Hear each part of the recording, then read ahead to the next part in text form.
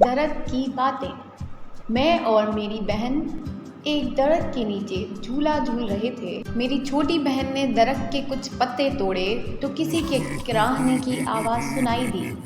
ادھر ادھر دیکھا تو کوئی نہیں تھا۔ چھوٹی بہن نے دوبارہ پتے توڑے۔ دوبارہ وہی آواز سنائی دی۔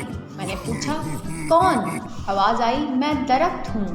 پہلے تو میں حیران رہ گئی کہ درخت بھی بول سکتا ہے۔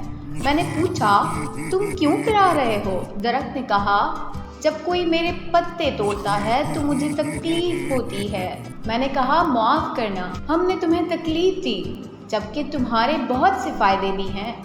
درخت بولا، ہاں، میرے سائے میں بیٹھ کر لوگ سکون محسوس کرتے ہیں۔ میں قدرتی ٹھنڈک فراہم کرتا ہوں۔ اس کے علاوہ میں ہوا کو صاف رکھتا ہوں۔ میں نے کہا، آج کل ماحول میں آلودگی بہت زیادہ ہے، اس کی وجہ کیا ہے؟ درخت نے بتایا، اس کی سب سے بڑی وجہ یہ ہے کہ انسان ہمیں کاٹ کاٹ کر تیزی سے ختم کر رہا ہے۔ گلیاں چوڑی کرنے، نئی بستیاں بسانے کے لیے ہمیں کاٹ دیا جاتا ہے۔ ہم آکسیجن بھی فراہم کرتے ہیں۔ ہمیں ختم کرنے کی وجہ سے دنیا میں گرمی بھی بڑھ رہی ہے، جسے گلوبل وارمنگ کہتے ہیں۔ گرمی کی شدت سے جنگلات میں آگ لگ جاتی ہے۔